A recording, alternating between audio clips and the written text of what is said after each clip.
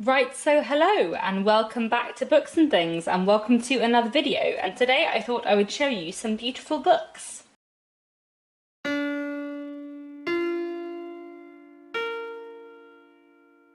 So this is a slightly different video, but I thought I would show you some of the books I have that are very beautiful on the inside, not just on the outside, but they have like a really beautiful interior design or illustrations. So this video was inspired by a video I saw over on Jack's channel from Spread Book Joy. I'll link the video down below, but she made a video which was about some of the beautiful books about books that she has. 3 books which are non-fiction books about books which are really beautiful on the inside. And I really liked the format of that video and how she flicked through the pages and showed you what the books look like. And I was thinking that maybe it'd be nice to do something similar for some of the beautiful books that I have on my shelves. These are all fiction books, I think. Some of these are classics, some of these are contemporary books, but they're all books which I think have a really lovely interior design. In general, I'm not someone that has a ton of really beautiful books. Most of my books are paperbacks, not fancy hardbacks, but I do have a few really special books that I thought I would share with you today. So this is my Folio Anthology of Poetry. This was a present from my husband Nick years ago, long before we were married. And it's really, really beautiful. So I'm gonna show you the inside. So it comes in a slipcase like this, which the Folio Society editions always do. It's got really lovely foil on the cover, and then inside it's really beautiful as well. So a lot of the pages of poetry have illustrations. Let me find some for you. I really like this collection. It's got a lot of really wonderful poetry in it, and I really like the illustrations as well. I think wherever they come, they are really, really beautiful, and really add something lovely to the edition. In general, the Folio Society just create really, really beautiful books which are sort of works of art in their own right, and I really, really like what they've done with this poetry collection. I think they've got a wonderful selection here and some really lovely page illustrations as well.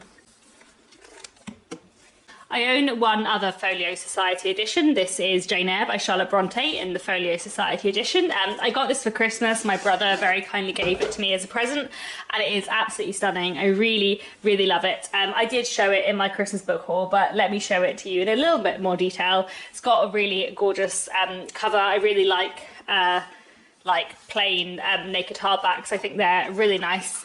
And throughout it's got some gorgeous illustrations as well, which are really, really stunning, and really, really perfect for Jane Eyre.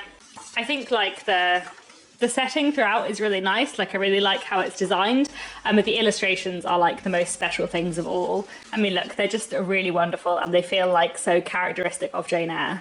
Overall, it's just a very, very beautiful book, and I am very glad to own it. The next 2 books I want to show you are manuscript editions, which is when books have the original manuscript that the author wrote, so you can see how the author's original handwriting worked. So this is Lady Susan by Jane Austen. It's a absolutely massive volume. It's really cool. The publishers of this are based in France. They very kindly sent me this as a review copy ages ago, and it's just absolutely gorgeous.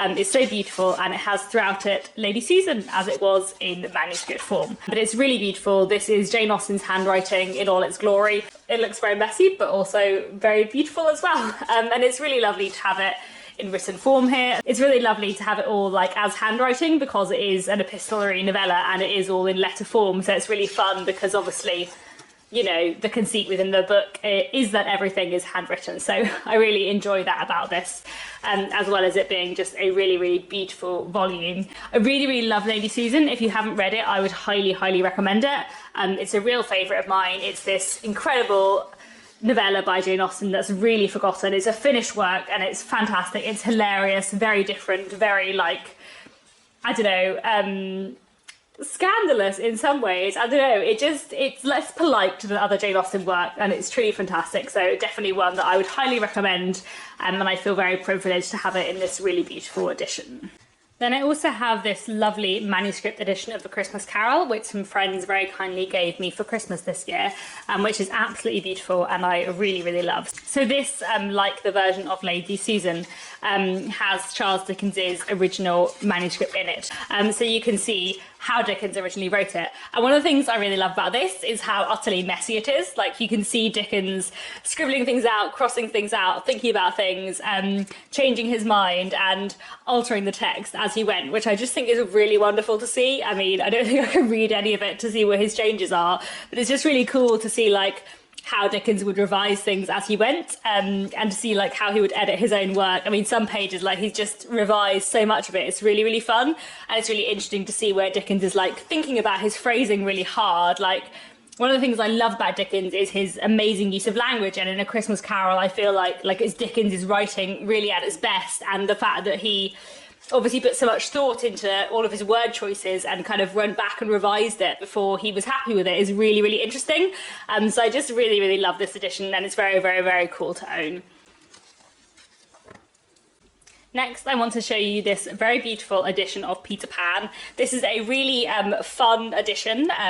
These are created by HarperCollins in the US, I think, and they are, as the cover says, lavishly illustrated with interactive elements, which is really fun, especially for the kind of children's classics that they create. So let me show you what I mean. So you can already see like how beautifully illustrated it is, like the contents page and everything. It's really, really gorgeous. It's super fun, and I just really, really like it. Like, these are absolutely beautiful books. I'm saying these even though I only have one, because there are other books in this kind of series, and I know one of my friends has like quite a few different editions. I think there's Beauty and the Beast, I think there's The Secret Garden, all in this kind of version with this amazing design, and I think it's really, really cool. You can see how beautifully illustrated it is, and there's also like special things like this, which sometimes like pull out, so you can see this here, and it kind of pops out, which is really, really fun. And then under here we have like a map, so it's just all very, very cool. It's very hard to explain, but it is super cool, and it fits in really well with the kind of magical wonderfulness of Peter Pan in general. Let me see if I can find you one of the other exciting things within this book. So you can see tickets that are fully designed up. There's just so many like really fun design elements here, which I just think are really, really nice, and it just feels so like interactive and fun. You can make a kite out of this page apparently, which is very cool. There's just a lot of really nice things. I feel like this really appeals to me as an adult, but would like really appeal to me if I were a child as well. Like, it's just so beautiful and so fun. So definitely an edition that I really, really love, and one that I would highly recommend. Next, I have two spooky short story collections to show you. This is Ghostly Tales, spine-chilling stories from the Victorian age, with illustrations by Bill Bragg. And this is a collection of short stories by various different writers, illustrated throughout, and it's really, really beautiful. I read this a few years ago in Victober, I think, and I just really, really like it. You can see how beautiful the illustrations are throughout.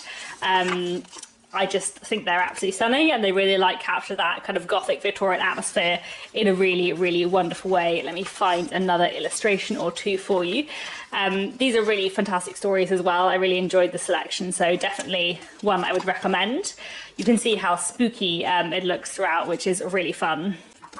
Yeah, I mean, look, the illustrations are really, really cool. I'd almost forgotten actually how beautiful this book is. I really, really like it inside. I think it has really gorgeous illustrations, and just, yeah, it feels really special.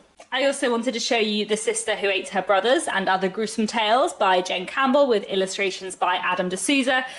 If you don't know, Jen is a booktuber. I'll link her channel down below. And this is her short story collection for children and adults, which came out fairly recently, and I really, really enjoyed, and I really love the illustrations throughout. It is a very beautiful, but in a kind of sinister way, as you would expect from spooky stories. It's really, really cool, and I really, really like it. I think throughout it's really, really beautiful, with really nice illustrations that really like complement all the stories. It's very fairy tale, as you can see, but it also has like a fun twist to fairy tales throughout. They're really fantastic stories, and I just really, really like the way it looks. This is my favourite story, The Woman on the Glass Mountain, which I highly recommend, and I really love the illustrations here too. I think it is such a great story, and yeah, really, really beautiful. This is such a special book. Really fantastic stories, and I absolutely love the illustrations. It is such a beautiful book, and one that I would highly recommend. Talking of beautiful books for children, I also wanted to show you A Monster Calls by Patrick Ness. This is a fantastically illustrated edition, which I absolutely love. It's really, really stunning, and it is fantastic. The illustrations are by Jim Kay, and the illustrations throughout are really, really beautiful. I love this book a lot, and I also feel like the illustrations just work so fantastically with the story. And it's just, yeah, it's just fantastic. This is such a moving, powerful novel about a young boy whose mother has cancer and his struggles with that and his struggles coming to terms with that. It's very, very emotional, very fantastic, feels so realistic, and I just absolutely love it. And the illustrations throughout this edition, as you can see, are just fantastic. They're all black and white line drawings, but they're just absolutely beautiful and so atmospheric, and they work so well. I really, really love the way the illustrations are done in this, and they're just absolutely stunning throughout. Art style is just like absolutely perfect for the story, which is what I love in these kind of illustrated books. Very, very cool, and just, yeah, absolutely wonderful. Highly, highly recommend A Monster Calls, and I highly recommend this edition. Finally, I also wanted to show you The Gifts by Liz Hyder. This is a historical novel which has come out quite recently, and one that I absolutely love. I am a bit biased towards it because I used to work at Manila Press, the publisher, and I was involved in the editorial work on this book, and I was also involved in briefing some of the illustrations, which are really special and makes me feel really pleased. So throughout the book there are various characters whose perspective we see from, so each of the characters have like a different symbol, so their chapters will begin with a different little illustration, all of which are really beautiful, and the illustration is like relevant to the character in various ways, which I really like and makes me really happy. This book also has some other illustrations throughout, which are all like relevant to the story in the place that they appear. Look at it, look at it. Oh, it looks really cool, and it makes me really pleased. Like, a lot of classics used to have a lot of illustrative elements, and I kind of wish that more contemporary books did, because I think it's really fun. So yeah, it's something I really enjoy in The Gifts, and it's something I wanted to show you.